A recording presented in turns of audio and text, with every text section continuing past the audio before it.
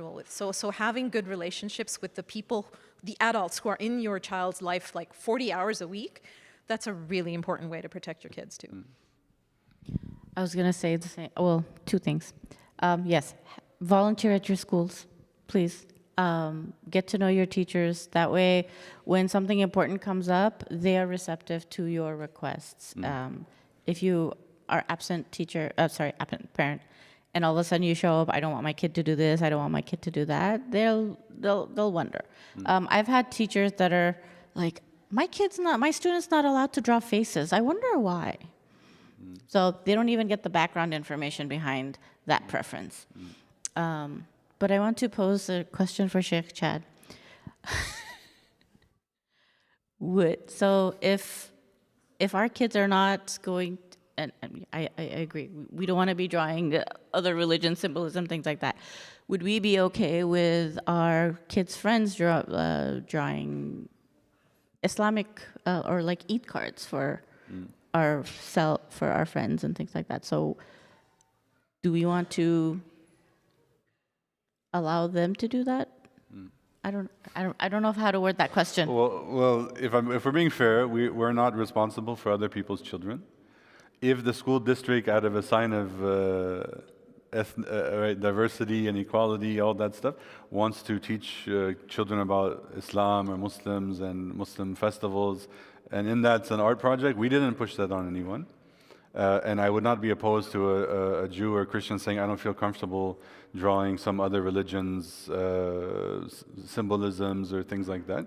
Now, to be fair, I don't think any of that is in the spirit necessarily of propagation or they're trying to push this religion versus that religion in these art projects. For example, it's it's something for the kids to do. I don't say it's busy work, but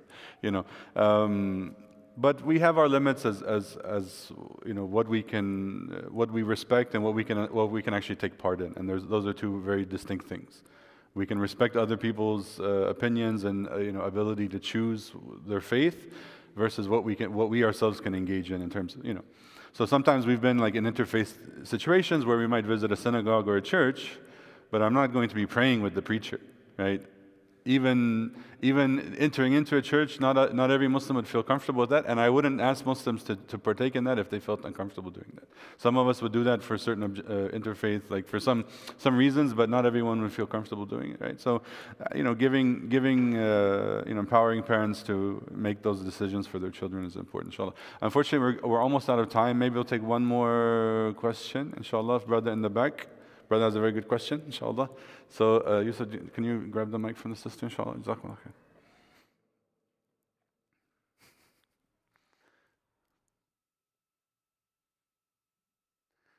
It's very cold in here.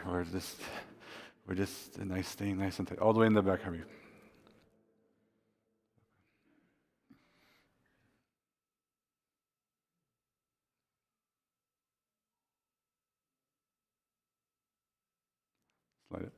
Slide it. Just slide it. Just slide it. Just slide the button to the right, I guess, or the left, the right or left. Yeah. Slide it. Assalamu alaikum. There you go. Alaikum salam. So I have a friendly environment with my kids, but I try to push them so much. Whenever they ask me a question about religion, about the current affairs, I ask them, can you please ask to our imam? Can you please ask to resident scholar?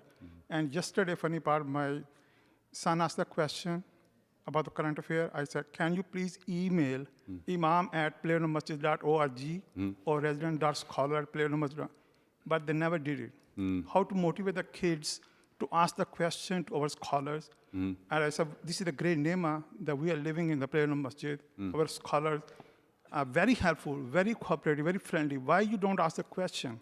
And one time, I have to translate the question with Sheikh Arslan over here, and he's very nice. He explained maybe 10 minutes the answer to the question.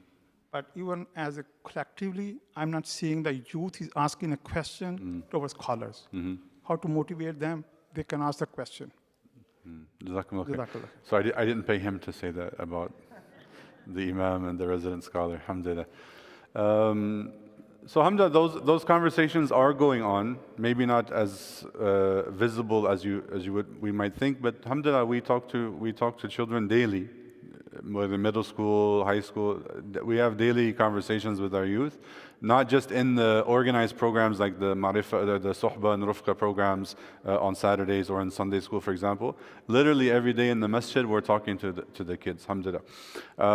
I actually think it would be a good idea, whether Shaykh Arslan or myself, to do like Q&A sessions. I know other masajid and other imams, whether it's once a month or bi-monthly, they'll do just between Maghrib and Isha, open Q&A, or going through ask questions. Not everyone's comfortable asking people. There's a certain level of vulnerability to come to someone and ask a question. You don't, even as adults, we don't like to feel that we don't know something, or I'm coming to you, hey, what's this thing? I don't. We feel, let me just ask Google. We'll feel comfortable asking Google. And now ChatGPT, it's more intelligent than Google, right? Well, we're going to ask ChatGPT. But those conversations are going on, inshallah. We definitely encourage, those, when we get those emails as well. Those are harder to respond to because sometimes they want a research paper as a response, as an answer. But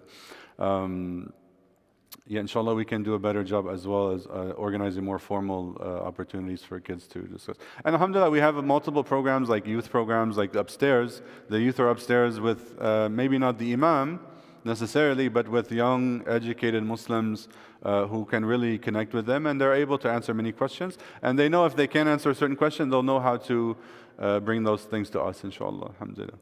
So, Zeba, did you want to say anything? Yeah, I wanted to actually ask you, like, how often have your kids come to the masjid and like come and met the imam and shook his hand? Do they?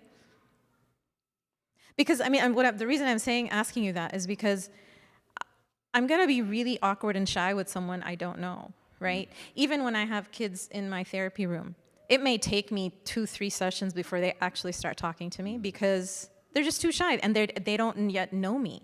So exposure and connection and establishing, like, it doesn't always have to be a pressure situation where I have to go ask the Shaykh a question, right? It could be just, let's go shake his hand, And I remember Shaykh Mukhtar, he used to do this really cute thing. He used to, on Eid day, whichever kid shook his hand, he would pull out a dollar bill and give it to that kid on Eid day. I don't know if any of you guys remember that.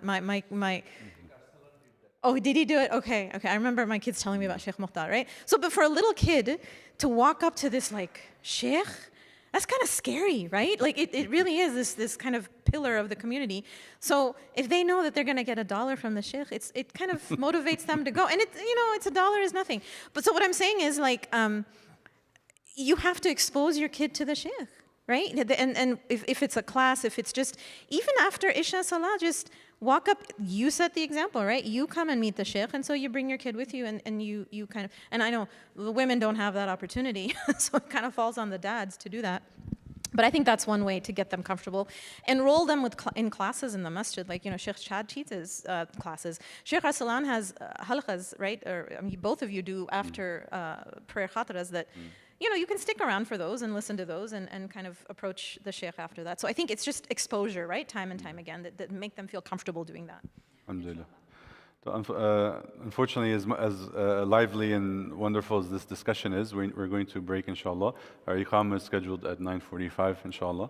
I don't see we had one of our muazzins come in, I think, right? So we can have someone go ahead and call the adhan, and we can get the partitions and everything broken down, inshallah. Jazakumullah khair. As we said, this is a process. This is something we have to nurture and pay attention to day after day. And we ask Allah to guide us as parents, to forgive our shortcomings and allow us to support our kids in the most beautiful and best way possible, to make them strong Muslims, successful in this life and the next life. Ameen ya Rabbil Alameen. Subhanaka Allahumma wa bihamdik. Nashhadu la ilaha illa anta nastaghfiruka wa natubu ilayk. Ameen ya Rabbil Alameen.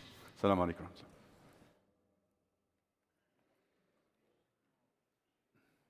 Jazakum.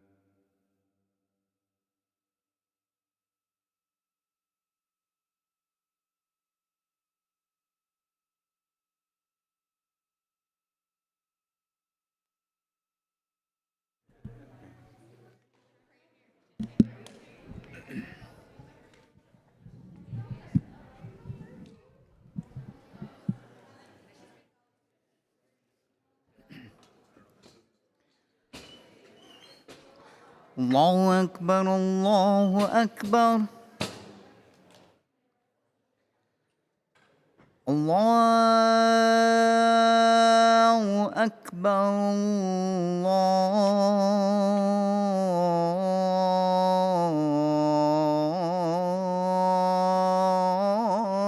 الله أكبر